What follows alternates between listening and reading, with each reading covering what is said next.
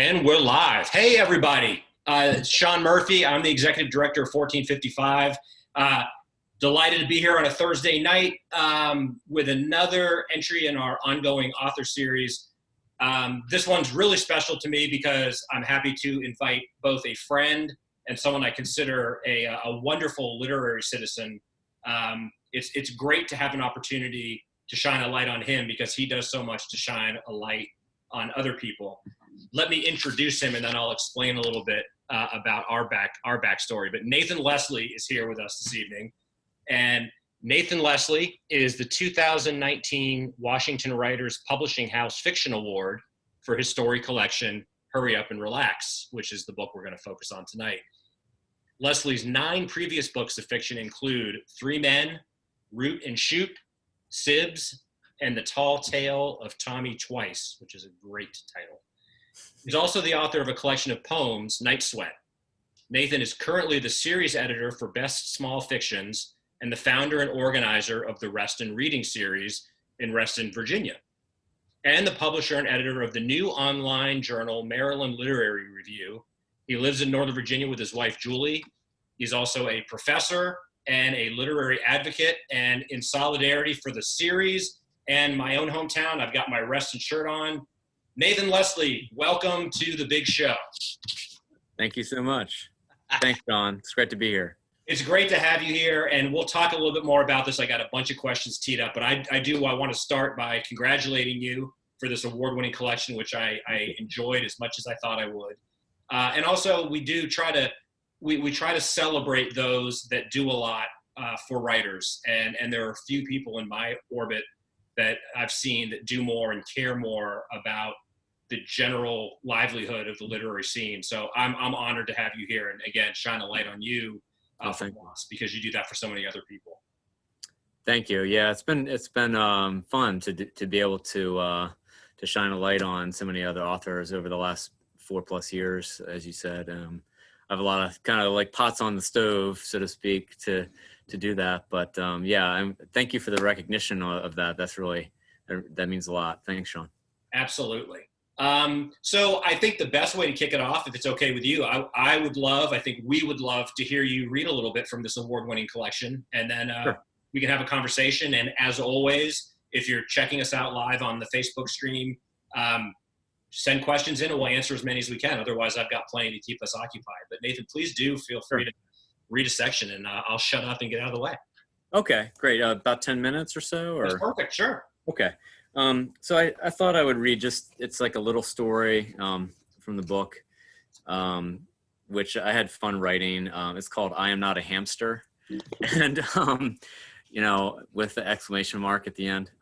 It's a little bit pre-COVID, pre-pandemic, because it features a gym and doesn't feature masks or all the other things we have have gotten used to over the last 6 months or so. But so it's sort of like from a previous era in a sense, but it was a fun story to write, and it's a fun story to read because it kind of deals with gym culture and the oddity of gyms, which I used to go to the gym pretty frequently, about 2 or 3 times a week, or a moderate amount. And it just, it always struck me how such an odd place it is. It's very artificial in a sense. So this is my attempt to kind of wrap my head around gym culture, and when I say gym culture, I don't mean like, home gyms. I mean, a corporate gym where you go and people are there to be looked at as much as they are to work out. So anyway, here goes. It's story's about 6 pages long. So I think I can. Perfect. Take your time. Okay. Thanks. All right, here goes. From up on the corner stairmaster, I can see everything that matters anyway. The muscle hombres, the brittle old ladies walking gingerly on the treadmills, the gangly college kids avoiding stat study group, the power yoga class in full swing, Mr. Stretchy on the mats, the adrenaline biking class in back, music thumping loud. Me, I like the stairmaster. I feel like I am getting somewhere, climbing to the top of the Empire State Building, scaling Mount Whitney. I know I'm not, but I can imagine it. Diamond Jim likes the exclamation mark. I've come to embrace it myself. With the exclamation mark, life seems so much more exciting. It makes me feel less down-spirited and sour about my current state of employment, which is no employment, and lack of a love life. 20 minutes of Stairmaster or 7 or 8, on 7 or 8, and I'm a sweaty hog. I wipe everything down with the humdrum antiseptic spray. Is it just water? And paper towel combo. Though after I douse sweat on the Stairmaster, they should just blow it up and build another one. The guy who works out with rubber gloves, I understand that guy. I sit there with my sweaty self on the little stiff plastic bench next to the water fountain, leaning over for a drink every other minute, my sweat adhering to my ass to the stiff little bench. I'm right below strengthen. Diamond is big into slogans. On the other wall above the free weights is endure.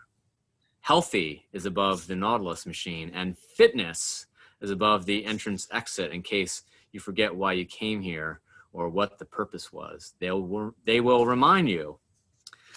I get a second wind somehow, and after all that Empire State Building climbing, I'm ready for more, only this time at a slower pace. He's sprinting up the stairs and has been since I slumped my flabby ass into DG, and he's barely sweating.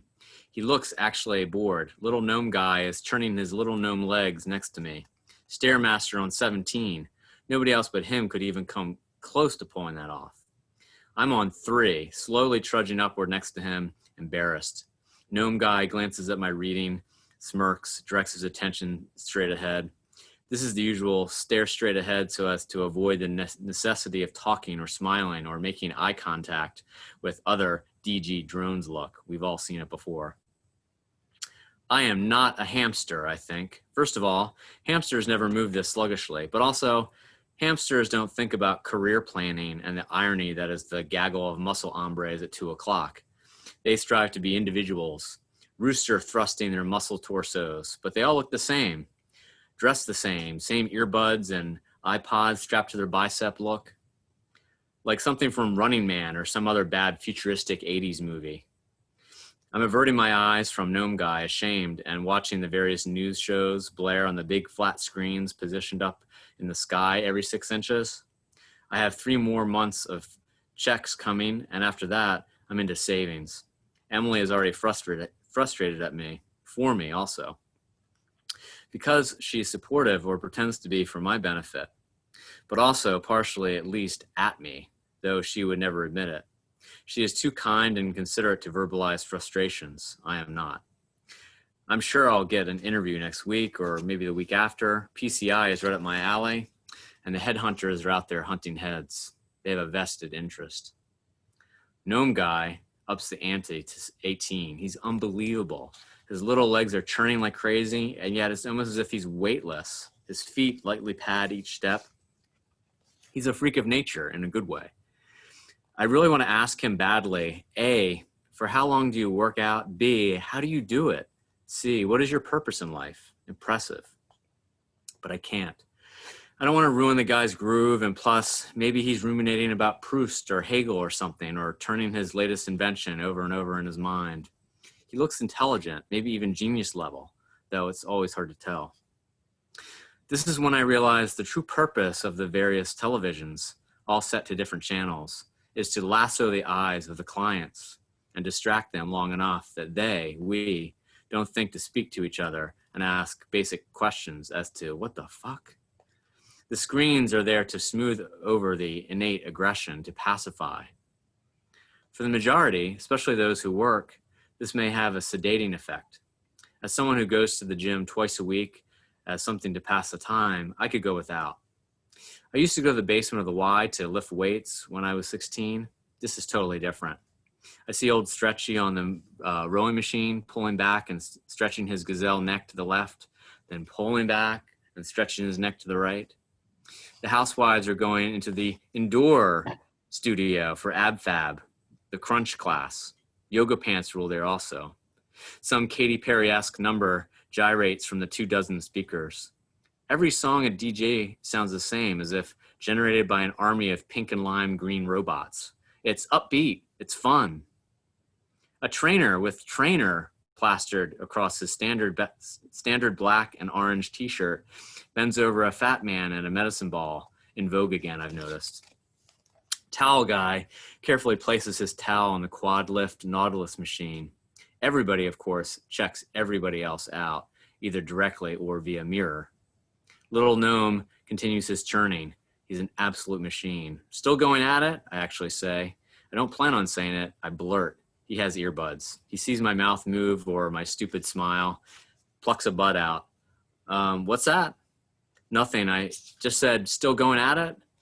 At this juncture, he could, A, be the kind of gnome who clamps his earbud back on his earbud back on and ignores me. B, say, what does it look like? Pissed that I interrupted his flow. Or C, talk between puffs.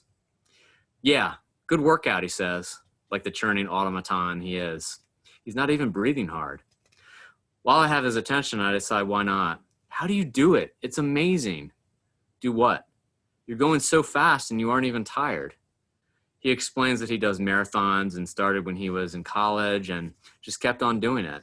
This is just a little snack for him, he says, a way for him to keep somewhat in shape.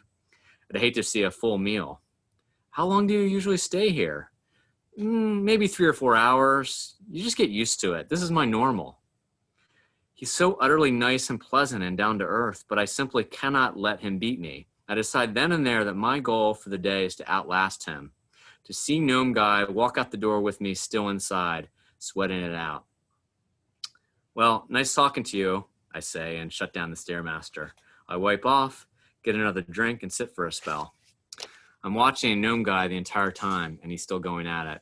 When I go to DG, I usually do the Stairmaster, some light stretching over the bars, and I'm feeling ambitious. And if I'm feeling ambitious, maybe a few minutes on the rowing machine for shits and giggles. I have some serious time to occupy in the gym if I'm going to outlast Gnome Guy.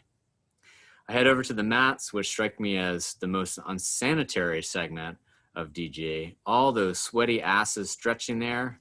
I wipe off the mat with extra vigor before doing anything. Maybe I'm turning into Towel Guy. I do sit-ups, I do little calf stretches, I do the bridge, a few push-ups, 7 until I'm tired. I'm watching 2 young ladies, maybe college students. They have incredible bodies, so I'm not particularly attracted to their faces. They're both contorted on separate mats in strange positions, chatting about last weekend. 2 mats over, a gangly middle-aged woman is doing, by the looks of it, lower back stuff, stretchy flexibility stuff. Gnome Guy is still going at it on the Stairmaster. Another faster Katy Perry-esque song thumps through the speakers, auto-tune over computer, dinky dink dink.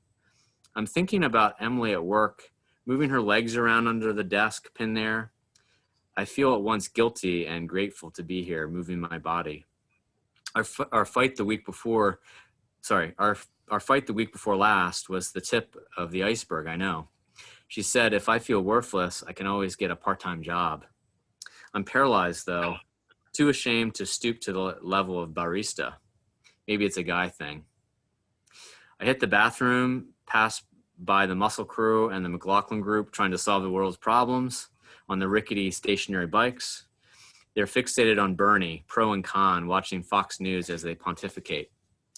I ride the stationary bike next to them for a while, watching soccer and my calories burn count. 20 minutes, not too bad. Turn around, Gnome Guy, still running full steam ahead. I do 10 minutes on the rowing machine. Old Stretchy is thankfully sayonara. It makes me feel antiquated just watching him. It's late enough in the afternoon that most people are starting to come in wearing their work clothes, gym bags slung over their shoulders. I'm tired. My muscles ache. I'm sweaty as hell. I'm weary of the fakey fake thumping music. I go back to the mats, lie down on my back. Damn the germs. At first, I do some calf Achilles stretches, and then I just lie there without doing a thing at all. I drift off, Katy Perry's auto-tune minions ribboning through my head. Hey, I feel something or someone on my shoulder. Hey. Again, I open my eyes and see one of the trainers crouching next to me. His name tag reads Ed. You okay?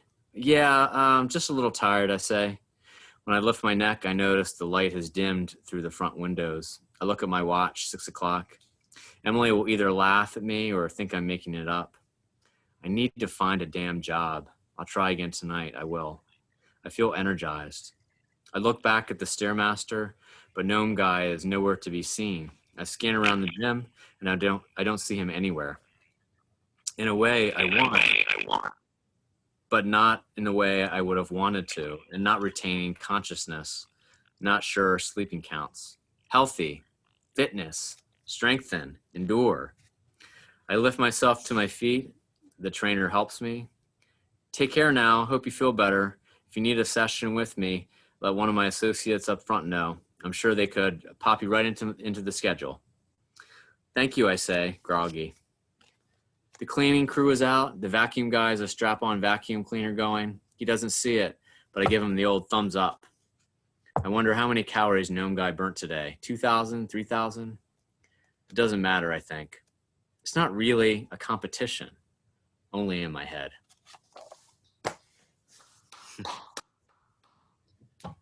Thank you so much for reading that, Nathan, and having read it and enjoyed it. As always, it's just special to hear the story in the author's voice. And I think that's as good as any of the stories you could have picked in terms of a point of introduction for those watching that are thinking about checking this out. If asked, I would say that these stories range from laugh out loud funny to harrowing. They're very of the now. There's a persistent dread, money woes, upside down houses, the recent or the semi-recent bubble, doomed or failing relationships. So I guess my first question would be, am I on the right track? I mean, obviously we're hyper in the now with COVID, but in terms of this all feels pretty contemporary material and concerns. Yeah, I like to write about what's going on around me, sort of like from almost like a journalistic point of view, in a sense, even though obviously it's a first person story. I like to be observant around, about what's happening in the general, society, I guess you would say. And so, yeah, a lot of the stories are meant to capture this really weird time we're in. And obviously it's pre-pandemic. I couldn't have predicted that. But there's certainly other elements that I think are still out there and still, that are still happening that, in a sense, the pandemic has kind of overshadowed a lot of the other dread issues, as you mentioned. Dread is a big theme actually in the book, I would say. So yeah, it's just, I'm trying to keep an eye to what's happening in society and how it pans out in the lives of individuals. Yeah, I mean, there's all dread is I guess is an adequate word, and there's this malaise, I think, that not only creeps through these stories, but is kind of this. Now that I think about it, kind of the post meltdown recession at the end of the aughts and the pre-pandemic, like this decade, we've seen the rich get richer, but we've seen a lot of people struggling, and I think you beautifully capture this day-to-day struggle, whether it's financial or these people just desperately searching for connection, which I think is a particularly relevant theme in our kind of internet age where we have access to everyone and everything, and yet there's this tremendous loneliness. But another thing I'd love to signal out and congratulate you for is I think for any short story writer, there's this sweet spot of finding the balance of the cliched, write what you know, but also let imagination and curiosity run wild and take you where it would go. I think it's safe to say, unless you lead a life that I'm very unaware of, there's a wonderful variety of narrators throughout this. We have a toll booth collector, we've got females, we've got, men of certain ages, but presumably many of these not from your own kind of wheelhouse, but I think you've tapped into, again, this dread and this inability to connect. But I'd love you to elaborate, if you care to, on, how some of these characters, like a toll booth collector is, I don't think I've read from that perspective before, and I loved it. And, honestly, that the story is almost outdated now. I wrote it about 2 years ago, and now everything is so automated that do toll booth operators even exist? No, they do. You see them still active on on some of the places. But no, it's hard to really kind of give an easy response to that because it's such a great question. I guess, I've always been more interested in writing about people that I imagine and put into situations than I am about writing sort of autobiographical, truth telling about my own experience. I mean, my life is kind of very simple, and I try to keep it that way. I have my teaching, I have my exercise, I have my writing, and my wife and my cats, and that's it. I mean, it's just very, very simple. And I've tried to kind of keep it very simple so that I can branch out with, I guess it's the old Flaubert maxim of be boring in your life so you can kind of be imaginative in your writing. Yeah. But in this particular collection, I really branched out into some very odd characters, I would say. Like I'm just looking at the table of contents to refresh my memory. Hold the book up, please. I didn't do that earlier because I've got an electronic copy. Let people see the awesome cover. It's hard with my, hold on, let me, I can change the background. Hold on one second. Sorry to put you on the spot. I figured. No, it's okay. There you go. Yeah, I have this. Such a great cover. Yeah, so this particular, well, I'll get to the cover in a minute, but to answer your other question, yeah, I just kind of was inspired to write about these odd characters for one reason or another. I mean, I keep a notebook of story ideas, and let me just use a few examples to illustrate my points. Yeah. One is the story. It's kind of a longer story called "Courting the Unbob," and it's a weird story about a guy who's surrounded by all these Bobs, all these people named Bob, and that little anecdote came from actually one of my buddies who he made a little side reference to the fact that he has a lot of friends named Bob, and I was like, wow, that's really kind of an interesting concept, and I just took it and ran with it. The story right after that, which is also kind of like a longer story called The Enforcer, that's a story about this guy who decides he wants to be a sort of a neighborhood policeman, but he doesn't have any authority to be a policeman, so he just goes out and he hands out fake speeding tickets to people on his own. So he just goes rogue, basically. Right. Yeah. And they're both weird characters. And my wife Julie says I love writing about weird characters too much. Like, and just to use one more example. Okay, so the story, I'm looking at the early part of the collection. There's a story called "It Can't Hurt, Can It?" And it's about again a story that has changed in dynamic based on what's happened recently.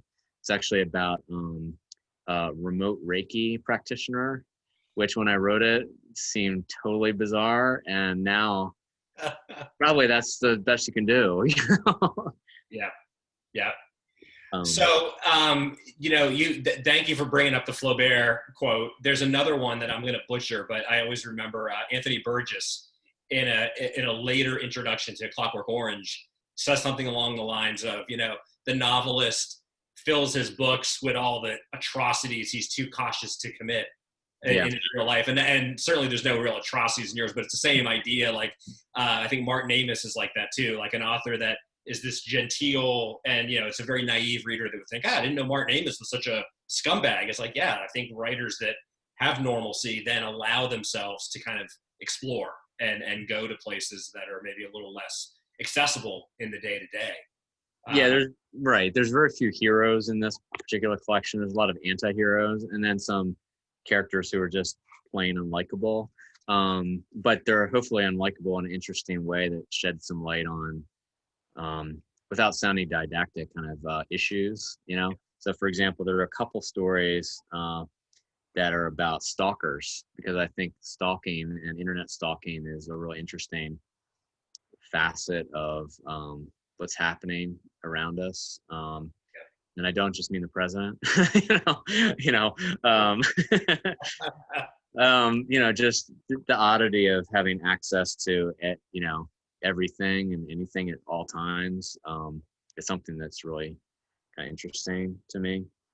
Um, yeah. So, yeah, I mean, I do think that that's an aspect that makes writing fun, is you can, in fiction at least, explore things that you would never do or even think about in regular life. But if you get into this character and you explore, a particular character in the right way, then you can go in any direction you want. There's that godlike power. Yeah, and I think that the story, one of the stalker stories with the Facebook guy, I love the way, and it's not didactic at all, but you show, show don't tell, but you show at the expense of his personal life where he's not finding fulfillment and connection, he's fantasizing and it's wasting time, and it really nails kind of both the appeal, this irresistible appeal of the other, and being able to explore via the internet and social media, but also at the expense of kind of the here and now, and what's going on in your life. I did want to, I'm glad you mentioned the Enforcer, because I had signaled that out as one I wanted to talk about. Mhm. You said, you say, I don't think incorrectly, that he's weird, but I think that's damning it with faint praise. I find that story in a very direct line, from Cheever to Carver, this notion of the suburbs, and, this, what weirdness, but what it does to us, this sense of kind of impending doom or boredom. And I also think there's an undercurrent, of emasculation and powerlessness that circles through these books, and you kind of tease out how that manifests in some of these people's lives, whether they're out of work or out of a relationship, or in this guy's case, just feels like he has no agency, so he takes matters into his own hands. I loved, not only where you went with that, but also that you didn't delve into, I'm not giving anything away, but, and I didn't think you would, but you didn't delve into the uber cliche of, senseless violence. Like, it didn't go down what I think could be a very easy track. But talk a little bit, if you want, about that story, because I feel like that's a very contemporary suburban story that goes back, through the mid of the last century. So I wrote, about 20 years ago now, I wrote, or started writing, a collection called Drivers. And that particular book is thematically connected. All the stories in that book are revolve around cars and automobiles, and sort of the car culture we have. And in many ways, that's kind of, it's like a story that came to me over the last few years as maybe a kissing cousin to some of the stories in Drivers, because his obsession is, the speeders in the neighborhood.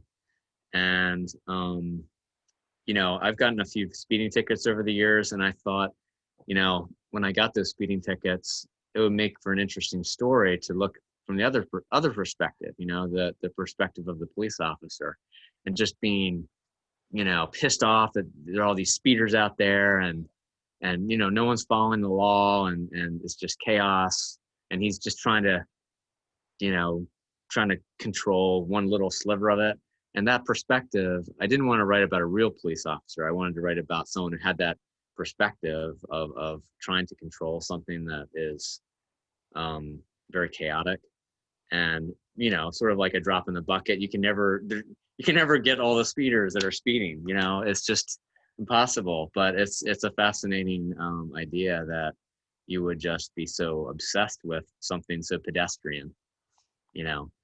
So that story kind of came from that position. That was the inspiration behind it. And then I decided to kind of, reposition that framework into the suburbs, which I know because I live in the suburbs. So yeah. Well, I think we all know that person, and to an extent, probably we all are that person, in varying ways, whether it's our kind of internal monologues or the kind of power we'd like to have, if we could be in charge. And I think you teased that out. The other story, the title story, is a great title. And I think it makes all the sense in the world that you chose that as the title of the collection, because I think you really nail, and hopefully this is kind of a moment in time that 5 or 10 years from now we'll have transcended. But this notion of, we actually stress about relaxing, and we've put ourselves in a position, I think, culturally, where even when you can't say it without doing this, when we're relaxing, it reminds us of all the things we need to do. And you really, I think, have fun with that in that story. But again, it never delves into kind of a rote examination or an op-ed-y type. Like you have fun with it. There's humor, but there's something so sad. I mean, I'll stand up and be counted. I try to resist it, but I'm guilty as charged. I think we all are. This notion of, even on vacation or a staycation, as that character takes, we can't unplug, and we can't turn this off. Did you see that kind of emerge? Was that an early on story, or did you realize at a certain point, this is kind of the thematic center of the collection? I just wrote it. I can't remember where it came in terms of the other stories in this collection. But yeah, it definitely focuses on that theme that's very astute of not being able to relax and not being able to turn it off. I mean, look at what's happening right now. We're all staying at home, but people are still just as stressed out, if not more stressed out, because there are all these things around you that you feel like you have to take care of. At least that's how I feel. I prefer to just go to a job because I can go there and I can leave it. But right now it's, there's nowhere to go to and you just have the job there all the time. So the story, Hurry Up and Relax, I mean, it's about that. It's also about the gig economy, which a lot of the stories revolve around people trying to make do. Really the case of the enforcer is also, or the story of the enforcer is also along that line of people who are unemployed or poorly employed, and they're trying to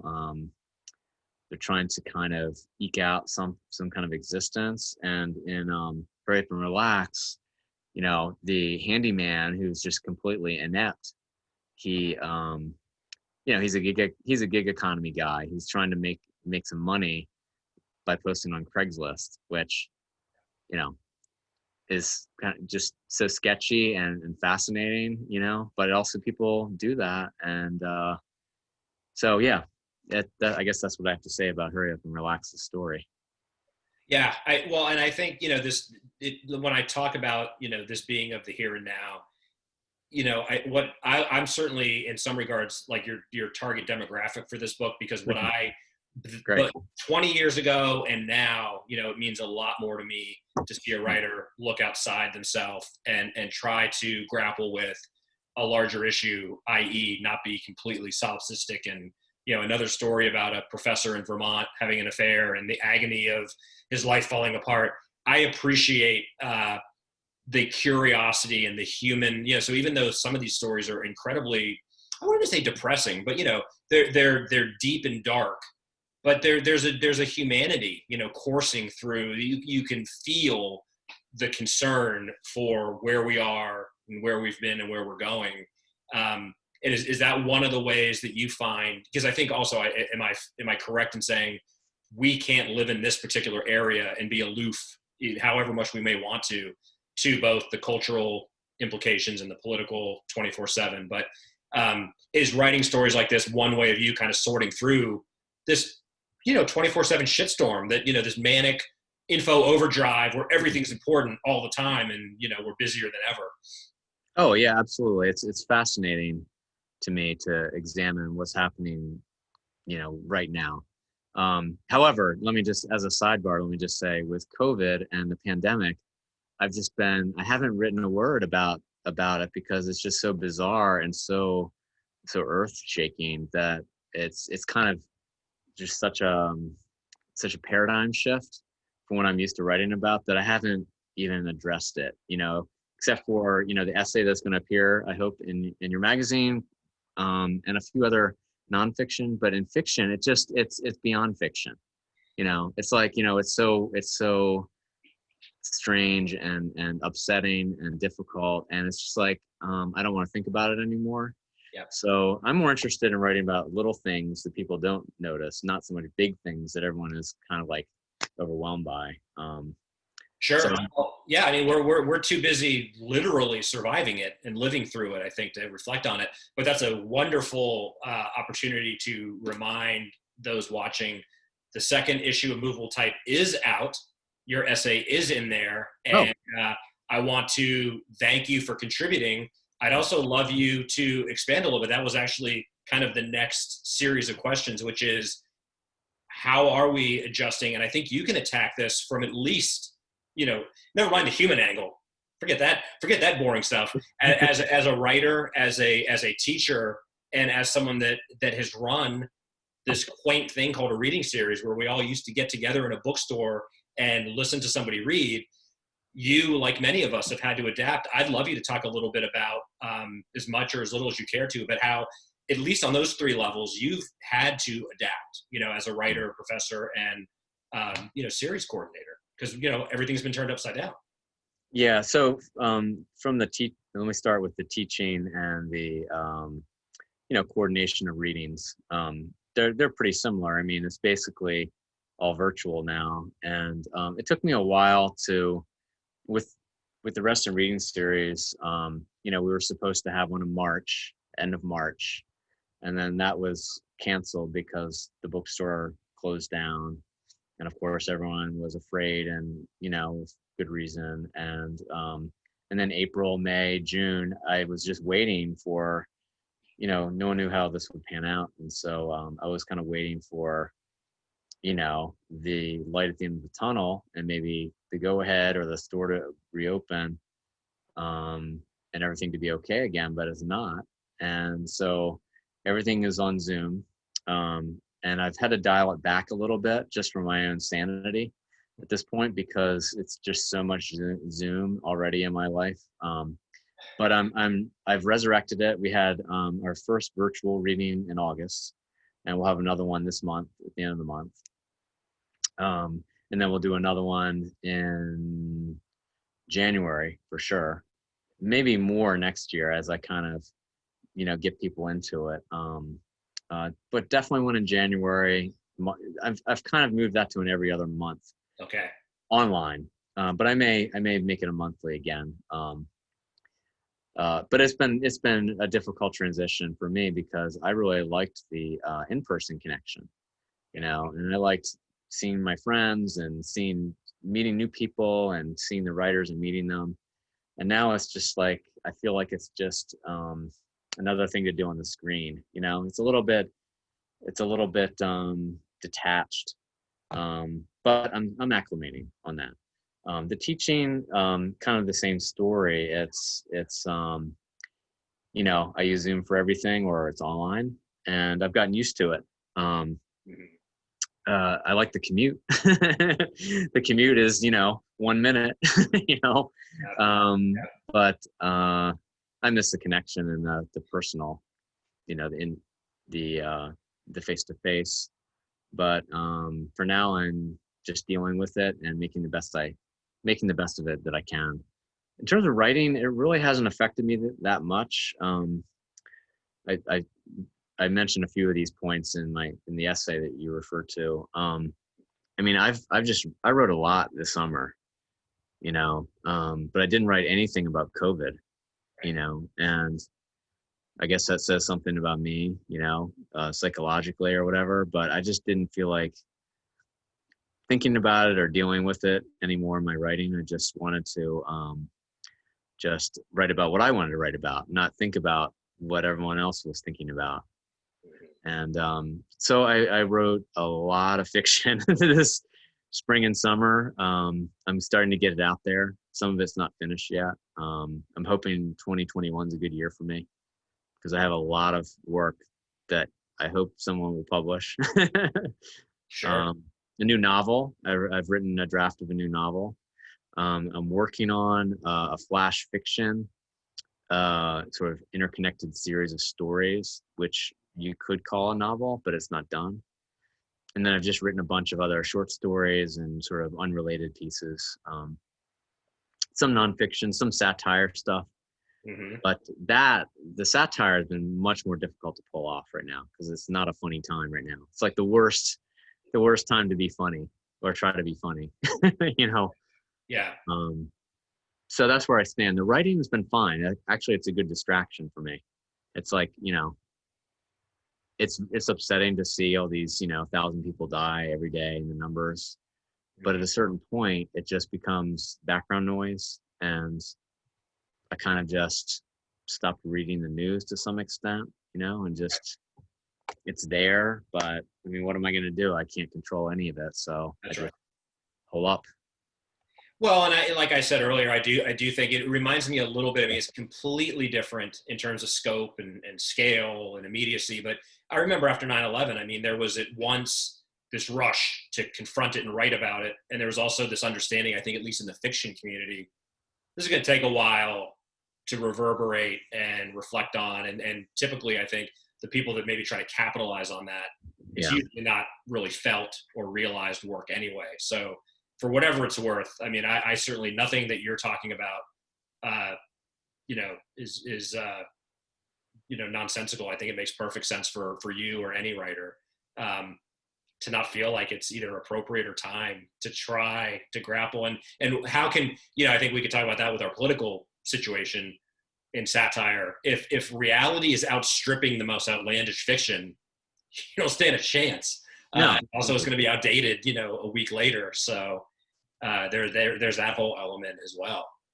Yeah, I agree. I mean, I just like writing about little things that are on the side, not you know the main issues of politics or society. They're just too big for me to wrap my head around, and I don't think I can do them justice or make them interesting. So yeah, I tend to not write about those things, except maybe indirectly. Like it's sort of there's this kind of like there's this influence that all these the collective unconscious or whatever you want to call it that all these events have on us, and that's for someone reading it to be the observer of. I mean, if someone reads my story and says, "Oh, he must be really influenced by COVID in this," even though I never mentioned, then that's cool. That's Yeah, great. But yeah. So in this series and our 1455 interview, we talk. We try to talk to everybody about routine and writer's block just to kind of get them on record. I think it's safe to say, and I say this with both uh, envy and tremendous approbation. You're not unproductive. Talk a little bit about, do you have routines that you try to follow, or you're so curious and insatiable that the work gets done? I know there's no easy answer and there's no easy process, but you do not seem to suffer from long lapses of unproductivity, and that's great. But enlighten us, especially maybe our younger writers that are like, how does he do it? How do you do mm, it? well, no, I mean, I'm lucky enough to have a job in academia, which affords me a lot of time to write in the summer. Um, so I never teach in the summer, and I just take the pay cut and whatever. I mean, some of my colleagues, make $10,000, $20,000 extra in the summer teaching. I just view that time as sacred because I'm working on my writing, and so I'm guaranteed to have 3 months, maybe a little bit more of writing time in the summer, which is great. That's when I do most of my writing. I also do a good amount of writing during the winter break, and sort of like at the beginning of semester before things have really gotten into the flow or kicked off too much. So all told, I think probably a good 4 months out of the year I can safely say I'm writing actively, and not every day, but close to it. Mm-hmm. Um, the other months, the other 8 months of the year, I'm too busy teaching really, and I just tinker with writing, or I work on my editing projects, which kind of keeps me active without really having to construct anything new. Or I work on some light editing or some revision sometimes. So there's this nice cyclical pattern to writing where you in the summer I write the new things. That's where I compose and I'm Yep. I'm really, my imagination is really working on overdrive in the summer. Mhm. And then in the fall, winter, and spring, I'm kind of making sense of all that. And then I a lot of times come back to revision as well in the following summer, right? So, and that way I'm pretty productive. So I'm never bored because I always have a lot of projects that are in process or unfinished. Or so I mentioned the novel that I have, for example, a draft of. It's not finished. I still need to go back to it. So I know in the back of my mind that, when I get a break, when I have a couple weeks off, I can go back to that and start to address some of the issues that I know I need to deal with. There's some news stories that I'm not finished with, or they're not quite there yet. And those are also sources of revision. The other thing I have is just, idea notebook. Um, Sometimes I'll just email myself if I don't have the physical notebook, and I just have a stream going with myself Yeah. um, of notes or observations. But I also have a physical notebook where I write them down, and that's great to just have, even if you don't write. I would say to the younger writers, just write down ideas. You Yeah. know, premises and insights and little things that you could use later. You don't know how you're going to use them later.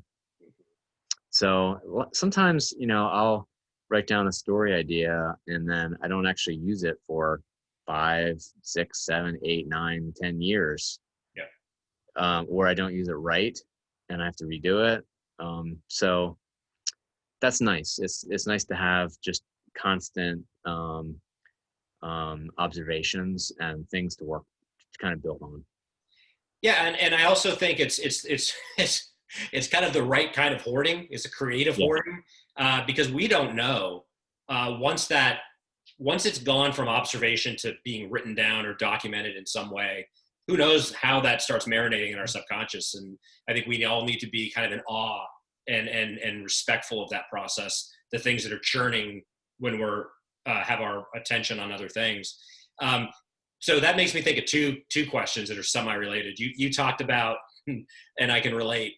You love the commute during COVID, but I certainly kind of miss. I would find, and I think this is also a reflection on what we're talking about with this frenetic pace that we're all in. When I was commuting to a day job, I would often get ideas, and I think it was, if for no other reason I was out of this kind of routine, or the routine. Driving is the most analog thing we do now because otherwise we're connected. And so when I was analog, it was at least somehow forcing me to have a clear mind of sorts, or be focused on the road. So I kind of miss that. So Yeah. I'd love you to talk about that, and if driving and commuting is fodder for material, but also um, you clearly enjoy teaching and interacting, which is of course admirable on many levels. But I'd love you to expand a little bit about. I've talked to writers that insist on having a day job that has nothing to do with writing, so that they can turn that spigot on when they want to. And I've talked to and I've read about many writers. I've had teachers that talked about, by being around students and talking about the craft, that's the best way to stay inspired and creative. Clearly, you're of the latter ilk, I would imagine. Yeah, I mean, I can understand that perspective. To answer the second question first, I can understand that perspective. I mean, I dabble with that idea too. When I first got out of undergrad, of doing something totally different and not teaching. But I mean, I just enjoy teaching, and I enjoy working with students, and it's just a job that I could do for the rest of my life if I wanted to, and be happy doing it. It has its own frustrations, of course, but I mean, my job satisfaction is very good, and I'm inspired by my students. Um, Probably in ways that they wouldn't necessarily like, but some of the things they say or do, or stories they tell, I'm like, oh, I'm not gonna forget that. Sure. It goes in the writing notebook, and then eventually it comes out somewhere, maybe. Um, to answer the first question, I mean, oh yeah, absolutely. I mean, driving, I'm totally with you on that. Driving is a really great source of just downtime where you have nothing else to do other than just cogitate a little bit. And, it's kind of boring in a good way. So I used to come up with all kinds of ideas when I was driving, and I would have a little car notebook, actually, just a little one.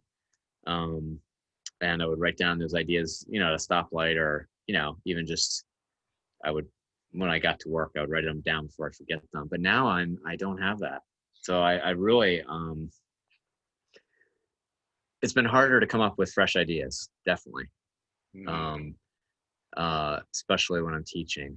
I have no fresh ideas right now. I had a lot of fresh ideas in the summer when I just had time to think, but right now it's a challenge. And you know what? I'm saying this as I think, and I'm riffing on this, but I think I'm accurate. And this is also a compliment, but it's very genuine. I frankly think for a writer that is more internal and writing, is endlessly fascinated with themselves. Some of them pull it off and write good stuff, but for a writer like yourself, as we've discussed, that's very engaged and observant of the world and cares about these issues, I think we take for granted, right, that the day-to-day interaction, as banal as it can be, is fodder for ceaseless material and inspiration. Oh, yeah. I mean, I think the model that I use for writing is more applicable to the everyday person than the Hemingway model of you must live this really exciting life and write about it, because I mean, A, is dangerous, or it's not everyone's cup, ball of wax, and B, you can only experience so many things, right? So I mean, yes, you could be extremely narcissistic and write about everything, like the Norwegian author, I forgot his name, who wrote the multi-book series about his own life, but what is it? Do you remember his name? Is it My Struggle? Yes. Unironically entitled My Struggle? Yeah. Yes, My Struggle. I mean, that's the opposite of what I'm interested in. Exactly. Yeah. I'd be curious to read a little bit of it. I have not read a word, just to see how it is, but I haven't. But I think my model is kind of more applicable because anyone can just be observant around, about the things around them, and write an interesting story or novel based on just, research is another thing. I highly recommend for authors. Some authors who like to write fiction because they want to escape from that kind of writing, but it's still there as a possibility. I've done a lot of research over the years. And it's not fancy research, I don't have to go to the Library of Congress or do some deep dive into all these obscure titles. I mean, there's so much right there on the internet or, at the local library that you can use. If you don't know something, you can find out and then incorporate that into your writing. Sure. Well, I like that model, and when I teach creative writing, I preach that idea of just be observant, and try to make sense of the world around you. Anyone can do that. So what are you telling your students, or what would you tell aspiring or younger writer checking us out now in this time of semi-lockdown, and we're heading into the colder season where presumably the smarter ones amongst us will be being much more careful. How does one engage creatively and productively with the world when the world is increasingly, kind of this electronic exchange? I'm not sure how to answer that one. I apologize. Come on, Nathan, enlighten us. So let me ask you a question about the question. Can you rephrase it? So no, it's a dumb. I was thinking.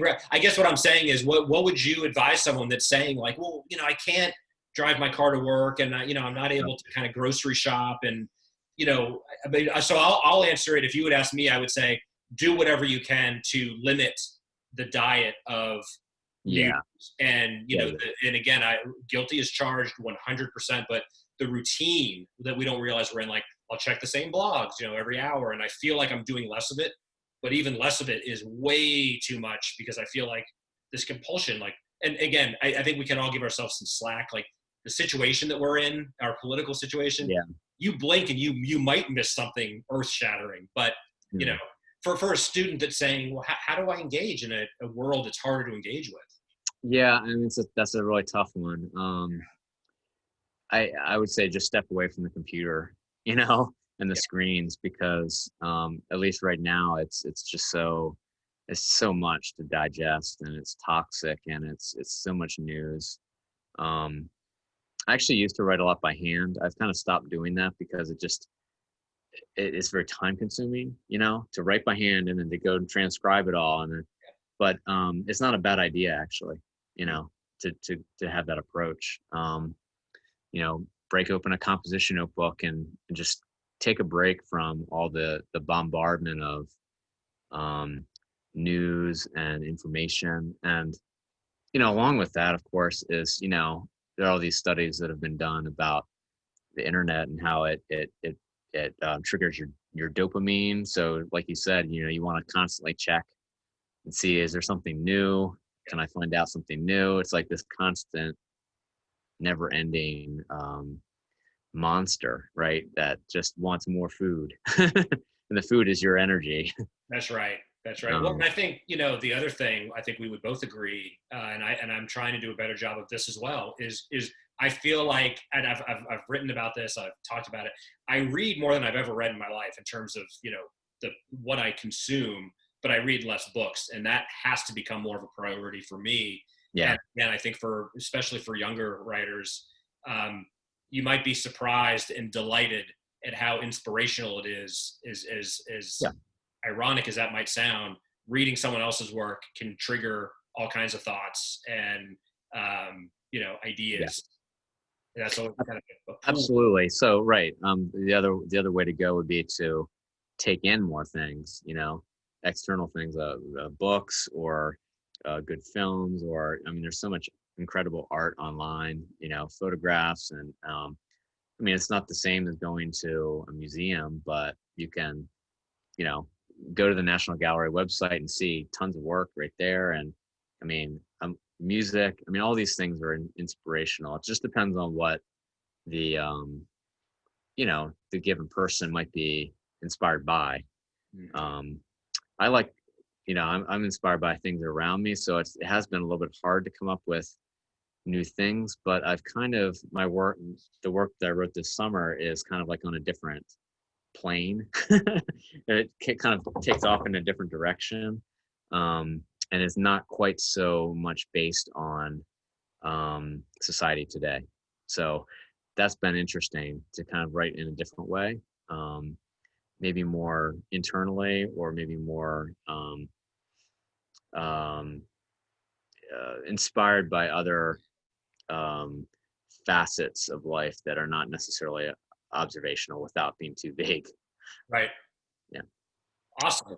So So I wanted to save this for the end. I said at the outset, I'm happy to repeat. You are very inspiring to me. You're very refreshing in that you really are the complete package. You're a teacher. You're very productive. You take the craft very seriously and you love it, but you also spend a lot of energy and time promoting others. And I'd love you to just talk a little bit about how you define kind of the literary community and what community, with either a lowercase or uppercase C, but because we talk about this a lot, 1455 is kind of the impetus behind this is to just celebrate creativity and build a community or build communities within all these different spaces. I know that's important to you. yeah. I would love you to just talk a little bit about what that means to you. What does community mean to Nathan Leslie? Well, there are a ton of writers out there who deserve to be read, and um, I have a couple ways of getting them more eyes on their page, and on their work. One is the Maryland Literary Review, which I started a couple of years ago. It's an online journal, and I started that thinking that it would just be fun to, again, just share more work that might be otherwise unnoticed, in a small way. The other project I have, which this is the first one, the Best Small Fictions anthology. This is the one I did last year in 2019, and we have our 2020 coming out soon. I'm actually still just going over some really fine edits on that. And I mean, this particular anthology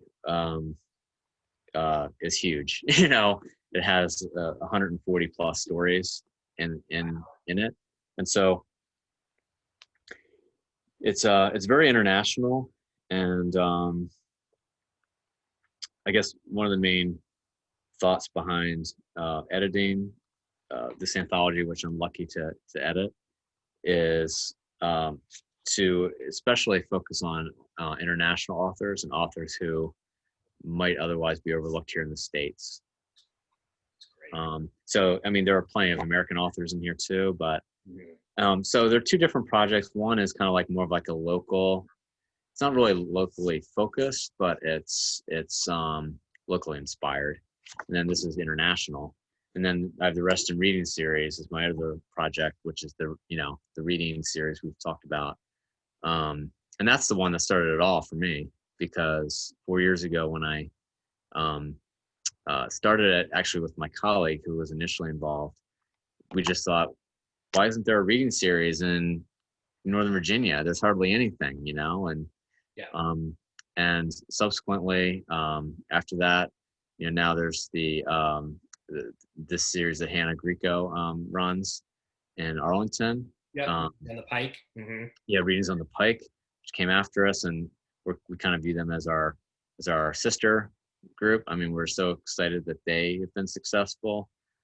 And I think there might be a couple of others as well. But that was kind of, you know, my initial thought was to get some interest in local authors. And it's been, I think it's been a hit, because pretty much every month when we did it before the pandemic, we would get, you know, 20, 30 people showing up, and sometimes a little less, sometimes a little bit more, listening to literature and connecting. And so that's why I've continued it virtually, just to keep the ball rolling. Hopefully we can do it in person again. Well, I appreciate you sharing that. And you know, so like I said, as a friend and as a fan of your writing, I'm delighted to give you this space. But I really do want to acknowledge and celebrate that you are, in my estimation, you know, one of the very rare figures that is trying every day to figure it out. You know, again, as a human being, as a teacher, as a writer, but also someone that is doing a lot to shed light on other writers. And I think there's a genuine fulfillment in that. So anyone that's watching that you know is triggering something, I can attest, and I clearly Nathan can attest that paying it forward and helping others is one way to escape kind of the solitude and the occasional desolation that comes with rejection and insecurity. It's a happy family. But Nathan, thanks for taking the time to be here. Thanks for reading the collection. I encourage everyone, please hold up the book again. Everyone, hurry up and relax. And let me make sure I'm saying it right, because I know this. It is the winner of the Washington Writers Publishing House Fiction Award for last year. So award-winning book. Check it out. You're going to love it. Spread the word. Buy from a local independent bookstore. Support them. You can check out our friends at the Potter's House. They've got an online service, or Reston Used Bookstore, or one of our other friends. Nathan, we'll look forward to talking to you more soon. Got you in movable type. And remind everyone your website if they want to visit you online and check you out. It's just nathanleslie.net. Very easy. There it is. Folks, check this guy out, support the work he's doing, and celebrate the fact that we have men like him amongst us. Nathan, thank you, my friend, and we'll talk to you soon. Okay, thank you so much. All right, cheers.